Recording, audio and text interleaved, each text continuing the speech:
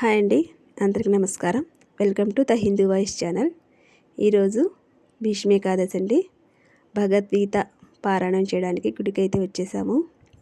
ఇదిగోండి మా కృష్ణుడిని చక్కగా అలంకరించుకున్నాము భగవద్గీత పారాయణ చేయడానికి. ఇవాళ భీష్మ ఏకాదశి. ప్రతి ఏకాదశికి మా గురువుగారు మాకు గీతా పారాయణం చేస్తారండి.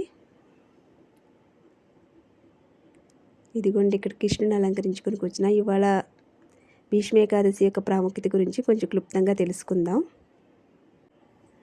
కురుక్షేత్ర యుద్ధ సమయంలో నిలువెల్ల గాయపడిన భీష్ముల వారు అంపశయ్య మీద ఉంటారు.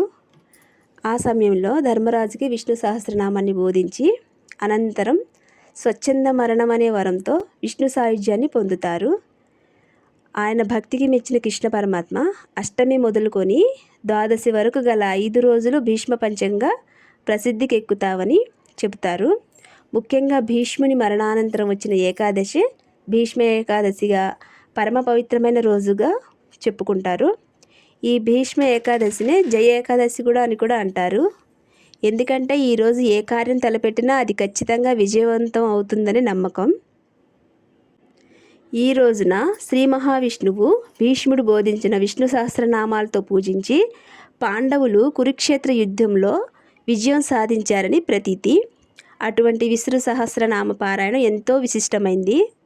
ఇంకా ఈ భీష్మ ఏకాదశి నాడు విష్ణు సహస్రనామం పఠిస్తే అనేక శుభాలు కలుగుతాయి.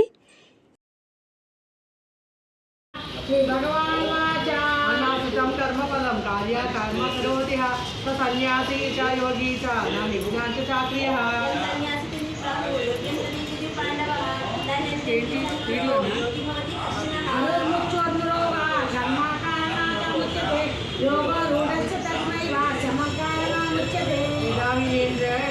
न कर्मास्वनिष्ठते सर्वकल्प सर्वसत्कल्प सन्यासी योगारूढास्तलोचते.